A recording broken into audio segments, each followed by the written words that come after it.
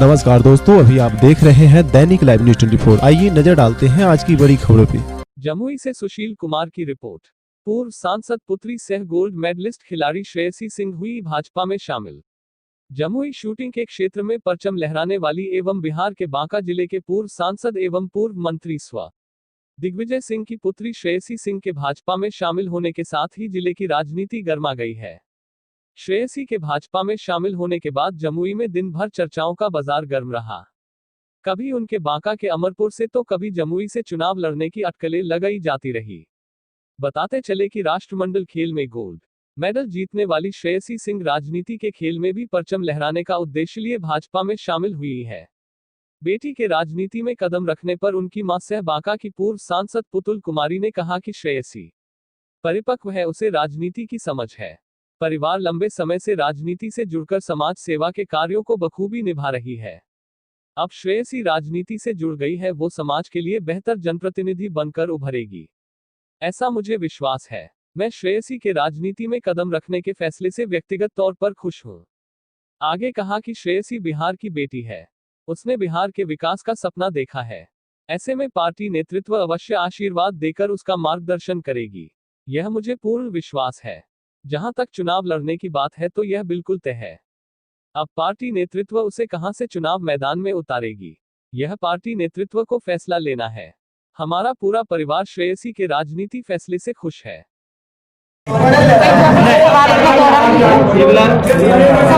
दोहरा लीजिए। जैसे कि आपका आगे की क्या रणनीति है, आप शीर्ष नेतृत्व भाजपा के सामने आप पद जो पार्टी ग्रहण किए हैं, तो आगे क्या आपका ये भाजपा के साथ क्या चुनाव को लेकर क्या रणनीति है? आगे आने वाले चुनाव में हम जमुई की सीट से प्रत्याशी हैं, भाजपा के प्रत्याशी हैं। तो क्या इसका सिंबल आपको ये मिल गया है जी? पार्टी के द्वारा सिंबल मिल गया जी।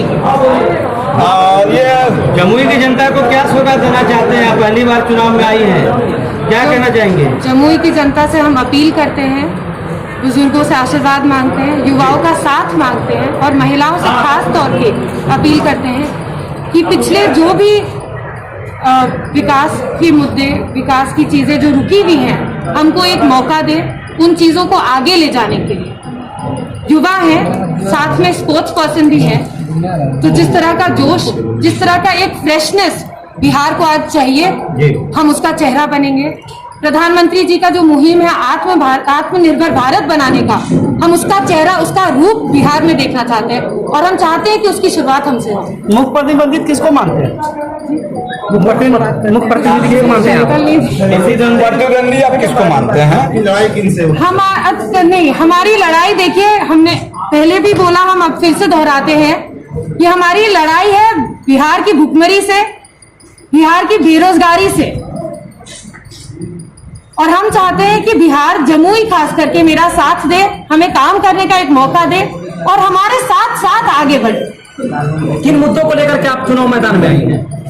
विधानसभा देखिए, बात अगर चुनाव की है तो मुद्दा सिर्फ और सिर्फ विकास का होना चाहिए, लेकिन जब हम विकास कहते हैं के बारे में बात करते हैं तो उसमें बड़ी सारी चीजें आती हैं। हम स्पोर्ट्स पर्सन हैं तो जाहिर सी बात है हम स्पोर्ट्स डेवलपमेंट देखना चाहते हैं। रोड्स कुछ बन चुकी हैं और बनना बाकी है। हमारा लिटरेसी रेट, बिहार का लिटरेसी रेट बढ़ा है, लेकिन फिर भी कुछ महिलाएं हैं जो अभी भी घर में बंद हैं। हम चाहते हैं कि वो लिटरेसी रेट हम और आगे लेकर जाएं, महिलाओं को घर से बाहर निकलने का की एक वजह बने बेरोजगारी। इस बार जब हमने देखा कि इतने सारे लोग अलग अलग राज्यों में रोजगार के कारण से अपने घर को छोड़ के, अपने परिवारों को छोड़ के काम कर रहे थे, हम चाहते हैं कि हम सारे युवाओं को, जितने भी लोग रोजगार ढूंढ रहे हैं, उनको बिहार में ही रोजगार मिलना चाहिए। उनको पूरे हक से, पूरे सम्मान से अपने ही राज्य में, अपने स्टेट में, अपने घर परिवार के साथ रह के एक सम्मानजनक जीवन जीना चाहिए और ये उनका हक है। ये हक के लिए हम लड़ेंगे। साथ ही हम जब डेवलपमेंट की बात करते हैं तो हम आर्ट्स एंड कल्चर की भी बात करते हैं। हाल ही फिलहाल मिथिलांचल एक मूवी ने नेशनल अवार्ड, वो पहली मूवी थी मिथिला की जिसने नेशनल अवार्ड जीता है। हम इस तरह के, हमारे यहाँ में आप जैसे देख रहे हैं, मैंने मधुबनी पेंटिंग का एक मास्क पहना हुआ है।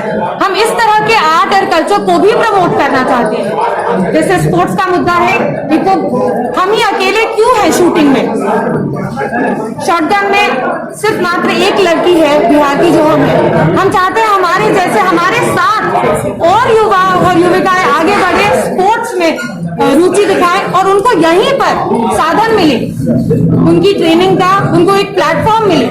बिहार में प्रतिभाओं की कमी नहीं है, लेकिन उनको खोज निकालने का जो प्लेटफॉर्म हमें चाहिए, मैं वो प्लेटफॉर्म का साधन बनना चाहती हूँ। मैम, अभी आपने निशानेबाजी की बात करी, बड़े बड़े गोल्ड मेडल जीते आपने निशाने से, सामने विधानसभा चुनाव है, बड़े बड़े दिग्गज आपके सामने, क्या तैयारी की आपने? जी, तैयारी यही है कि युवाओं के दिल तक पहुंचना है, बुजुर्गों का आशीर्वाद लेना है और एक मौका चाहिए जमुई के लिए काम करके दिखाने का। सपना पूरा करेंगे आपने पिता की बात की, बहुत ही अच्छा लगा। जहाँ तक 2010 में उनका वो गुजरे और उस वक्त जो मेरा आखिरी उनसे बात हुई थी वो राष्ट्रमंडल खेलों की हुई थी और वही राष्ट्रमंडल खेल उस साल 2010 में थे।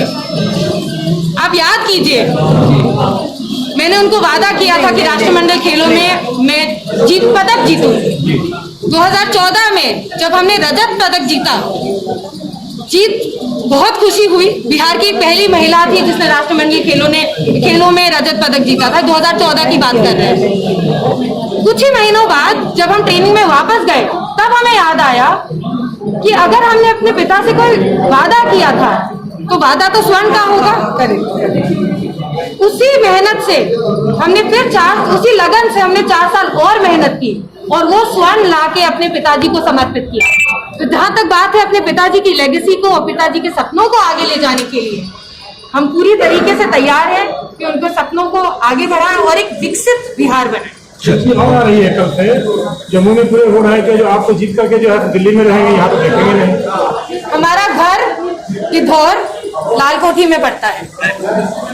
ये बात यहाँ तो